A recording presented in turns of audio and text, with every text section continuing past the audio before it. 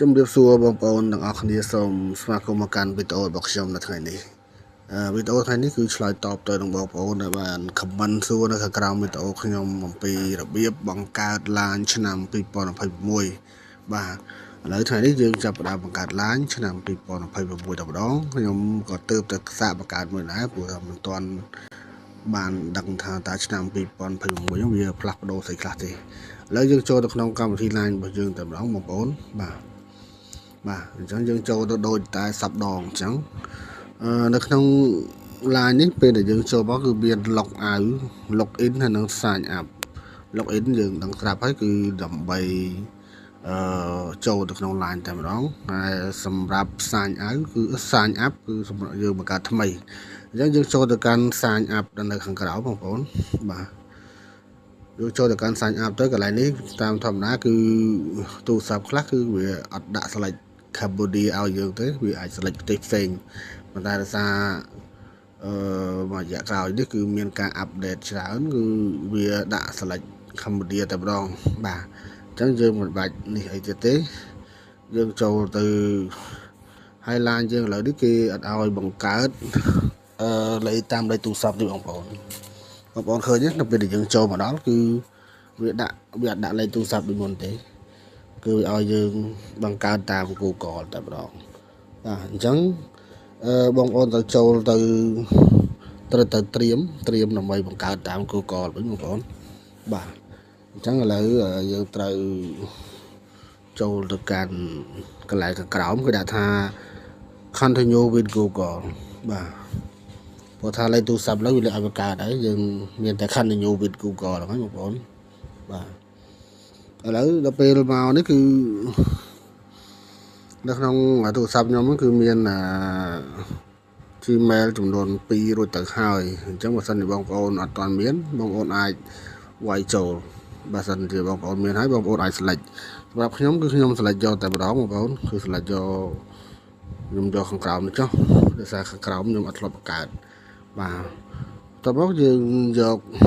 ចុចទៅលើចុចបញ្ជាក់សារថ្មីទៀតដោយសារវាបញ្ជាក់ email ឲ្យយើងចុចសារថ្មីទៀតបាទគឺចុចតែម្ដងបាទអញ្ចឹងយើងចាំ play ទៅបងប្អូនបន្ទាប់មកគឺវាឲ្យយើងសរសេរឈ្មោះ email ខ្ញុំអញ្ចឹងចង់ផ្លេចហើយឈ្មោះស្អីគេស្អីម៉ូលីកា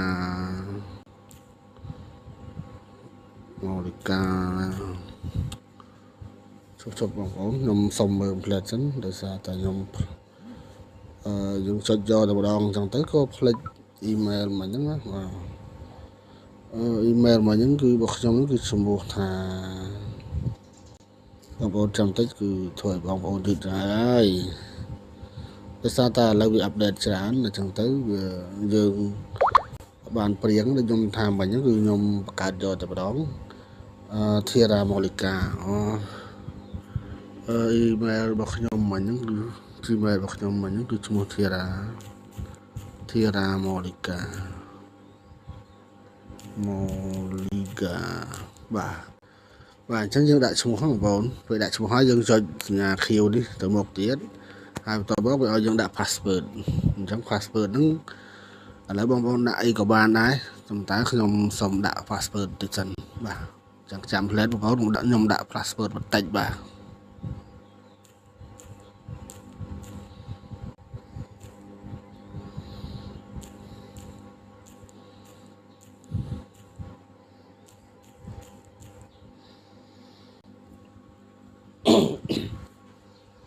បាទឥឡូវនេះខ្ញុំដាក់ password ខ្លីទេអញ្ចឹងយើង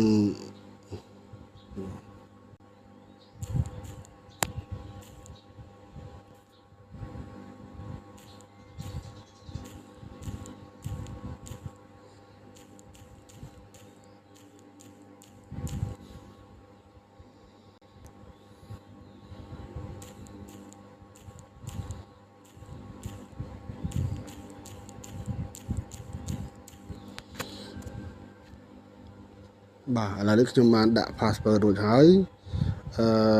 ពេលដែលយើងដាក់ password គឺដាក់ខាងលើមួយហើយបន្ទាប់មកយើងវាយឆ្ងាយបន្ថែមមួយទៀតបាទឥឡូវនេះខ្ញុំដាក់រួចហើយខ្ញុំចុច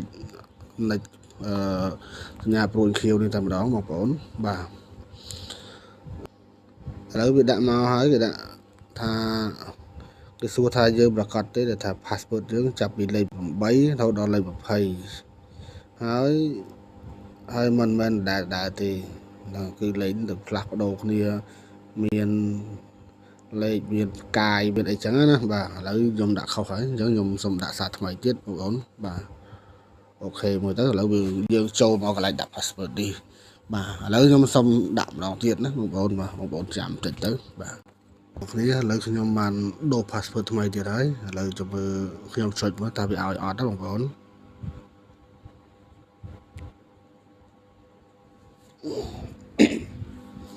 បាទឥឡូវយើងដូរ passport ថ្មីហើយឥឡូវវាឲ្យហើយបងប្អូនណាឥឡូវយើងបន្តដំណើរទៅទៀត passport ហ្នឹងគឺដាក់មិនឲ្យជន់គ្នាដាក់មិនឲ្យលេខដដែលដាក់មានសញ្ញាមានអក្សរធំមានអក្សរតូចបានវា support ណាបងប្អូនបើយើងដាក់ធម្មតាគឺអត់បានទេបាទឥឡូវមកដល់នេះហើយយើងចុច cancel ក៏បានដែរនេះកន្លែង add contact ហ្នឹងមានន័យថា contact ដែលយើងមានក្នុងទូរស័ព្ទអញ្ចឹងយើងដាក់ cancel នេះក៏បានដែរឥឡូវវាមានតែប៉ុណ្្នឹងគឺចប់ហើយបងប្អូនគឺមានអីទេមានតែថាយើងដាក់ email ទៅវានេះឲ្យទៅវាចប់ហើយអញ្ចឹងគឺឥឡូវយើងចូលទៅ profile របស់យើងមើលចូលទៅខាង profile យើងទៅដល់ណានេះ profile បងប្អូននេះខាង profile អញ្ចឹងបងប្អូនអាចដាក់រូបថតបានដាក់តាំងរូបថតមកកន្លែងនេះបងប្អូនអាចយករូបថតណាដែលបងប្អូនមានឈប់ឥឡូវខ្ញុំចូលទៅយកថតមួយដាក់ profile សិនបាទឥឡូវដាក់ឧទាហរណ៍ដាក់រូបថតនេះទៅប្រាសាទព្រះវិហារនេះទៅបាទខ្ញុំអត់បានត្រៀមដល់បងប្អូនអញ្ចឹងទៅធ្វើឆៅមកចង់ដឹងថាតើវាមានការអាប់ដេតខុសគ្នាមិនអញ្ចឹងបងប្អូនបាទឥឡូវមាន cover ទៀតយើងចង់តែមួយដល់ដែរអញ្ចឹងខ្ញុំទៅដាក់មួយទៀតទៅ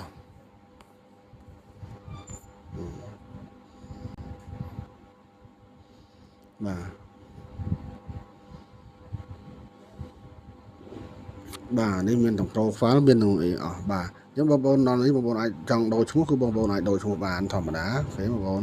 ហើយបងប្អូនអាចចង់ដូរស្អីផ្សេងទៀតអញ្ចឹងបងប្អូនអាចបន្ថែមបន្ថយអីវត្តរូបអីក្នុងហ្នឹងគឺបងប្អូនអាចដាក់បានធម្មតាបាទអញ្ចឹងយើងថយមកវិញដោយសារតែកន្លែងនេះអត់មានខ្ញុំអត់មាន contact អត់មាន contact ចិត្តនេះlà add friend ហ្នឹងគឺនិយាយថាយើងសរសេរ contact ចូលដូចទៅ Telegram ហ្នឹងបងប្អូនបាទអញ្ចឹងនេះគឺជាការបង្កើត line បងប្អូននេះកន្លែងនេះយើងអាចដាក់លេខទូរស័ព្ទហើយយើងឆាតទៅគេបាន